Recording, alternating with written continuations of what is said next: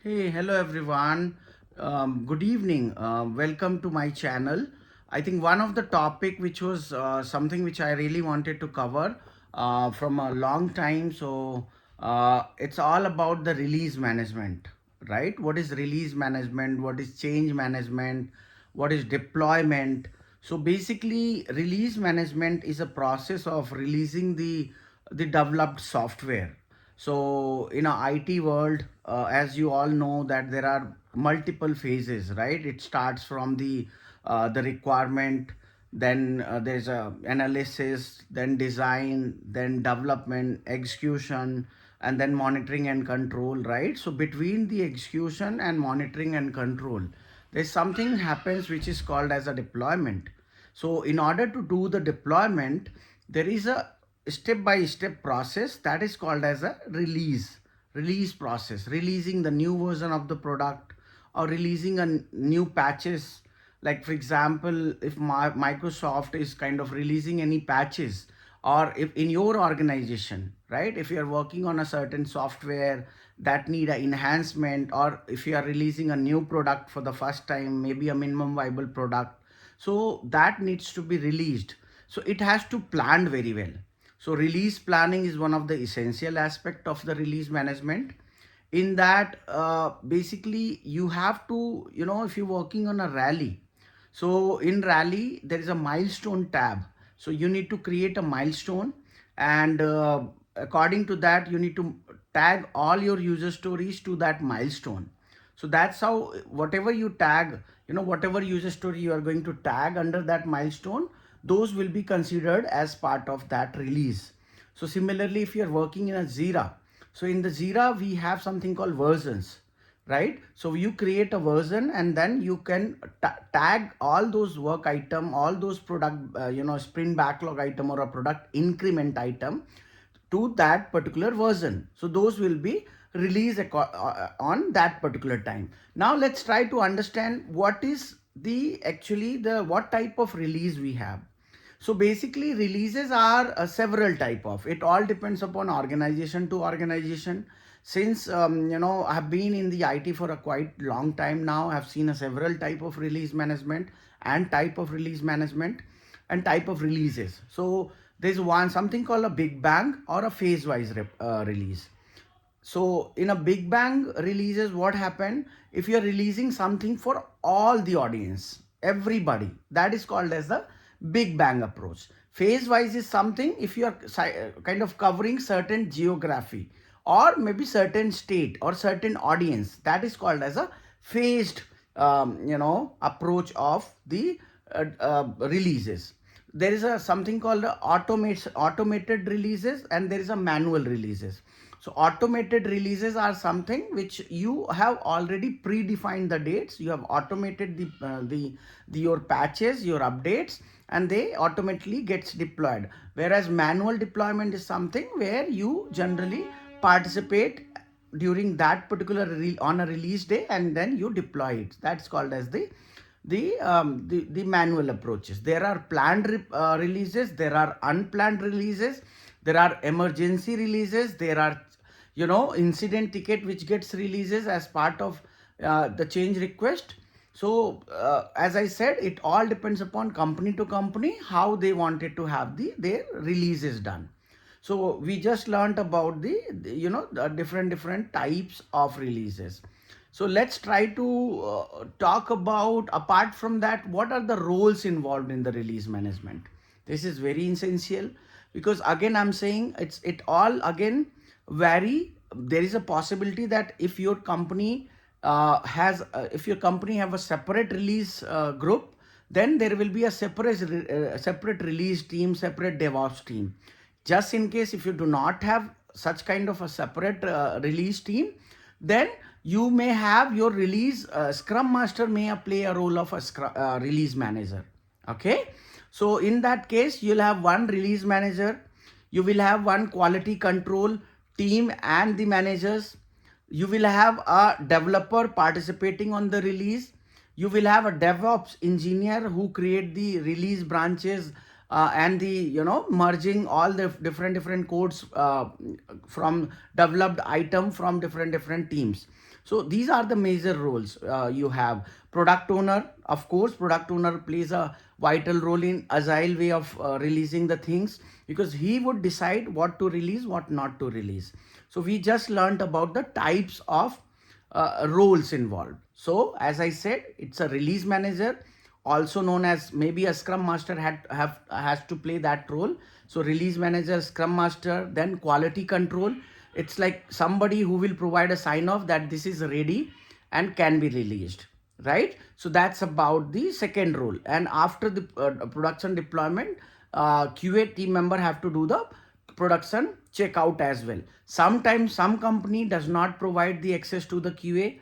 In that case, you will have your developer or you will have a DevOps operation team who will be performing those testing. But end of the day, I just wanted to tell you, there is a quality check is required post deployment, where a sample file or sample job will be run to ensure that you, whatever you have injected in the production, has not hampered any of the existing functionality. So you will do a sanity or a pre-check of whatever you deploy.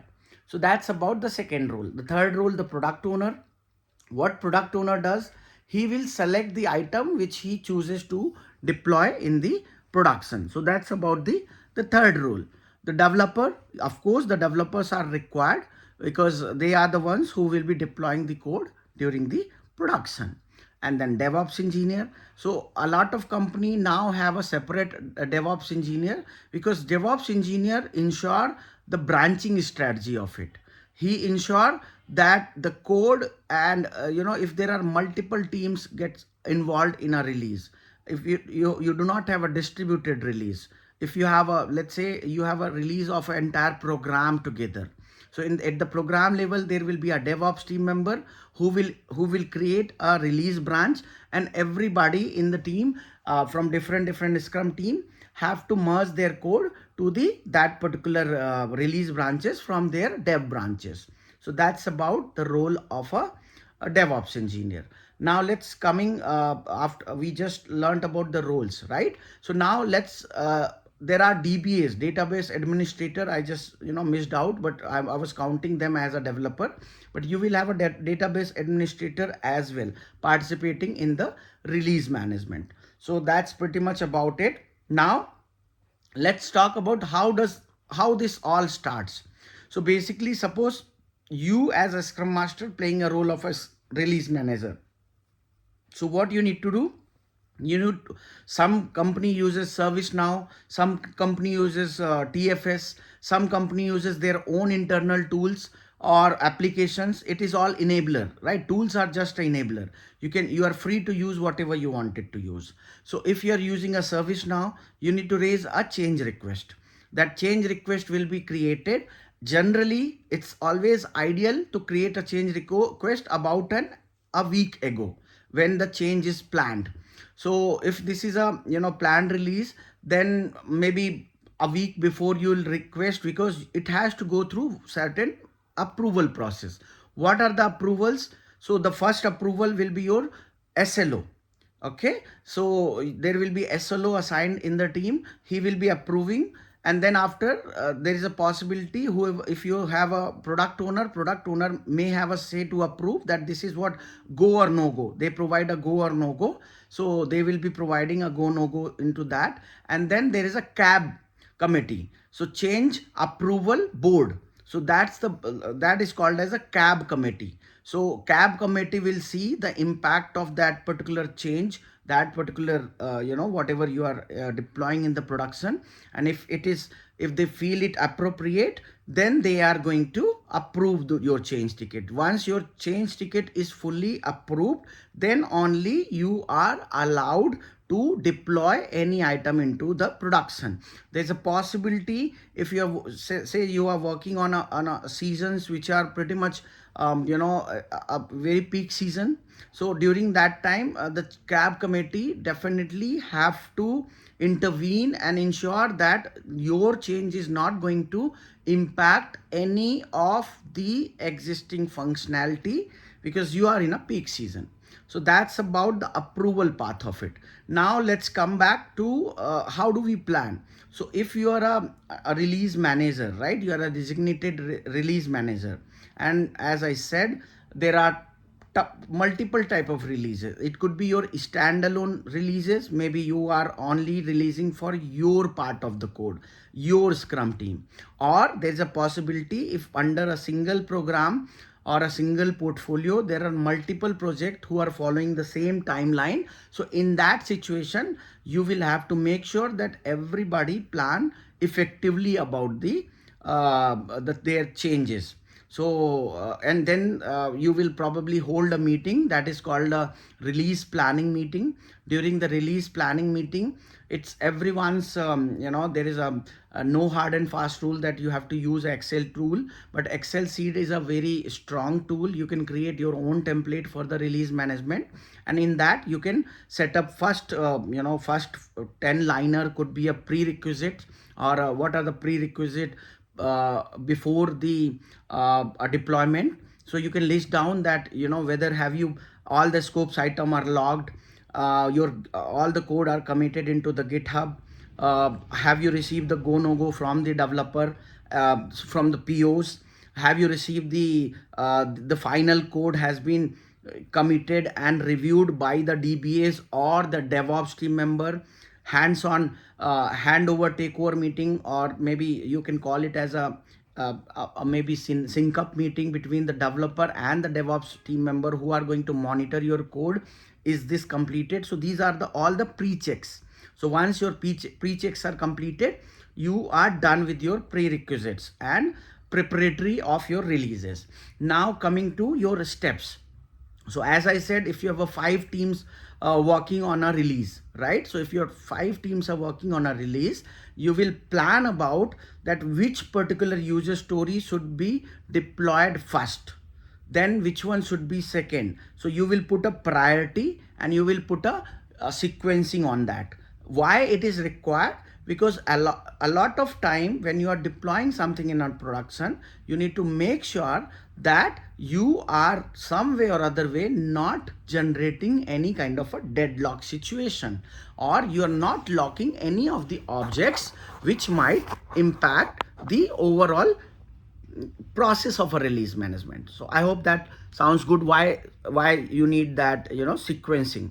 So now if the sequencing are done, you will put a time against that. Okay, so you are going to put a time that, okay, my first job is going to execute for 15 minutes, my second job is going to execute between the from 30 minutes to. So you just have to give a ballpark number, like some of the guesstimations. Once you have done, everything is planned, everything is prepared. Now you will hold a external meeting with all the stakeholder. Who are the stakeholder? Your product owner, your development team, your DevOps team, your DBA team, your QA team. Everybody will come into the call prior to actual deployment. So once they come into the call, that's when you are going to get their sign off. Are you going to be available on that day? And sometimes it's not always sequential. So you will also ask that, do we need to stop any job before we start this job? Because dependency check is very important. That is very much required on any of the deployment. So once the dependency checks are done, so that is where you will also ask them, do I need to stop any of these? If you are following any of the things, right? Maybe it all depends whether you are doing a Java, you are doing a .NET, you are doing a Power BI, you are doing a DB2, you are doing a Azure SQL. So it depends upon that what are you planning to deploy. So once you kind of plan to deploy that, you will ask any of the prerequisites. So that's done.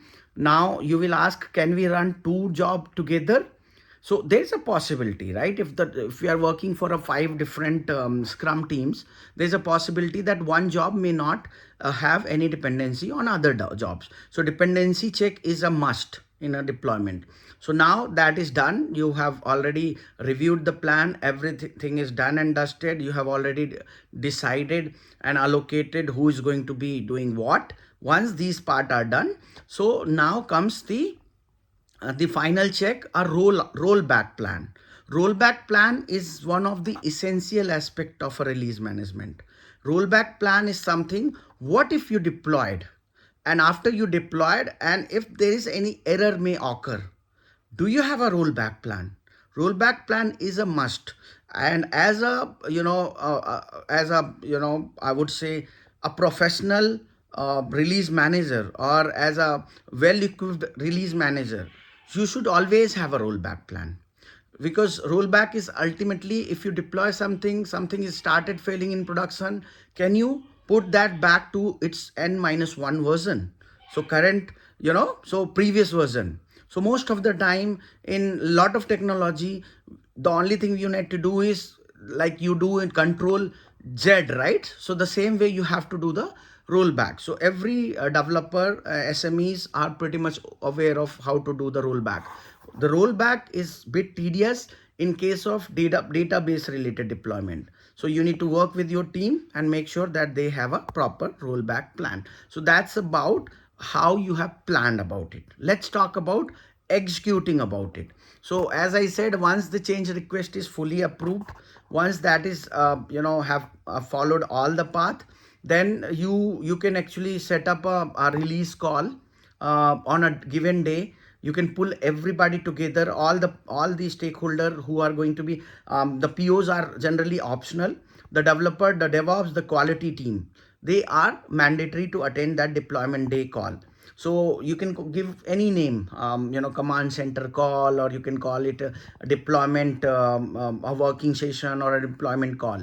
So once the deployment call happen, you will just check that is all the pre-checks are completed, all the jobs which are needed to be stopped, are those done?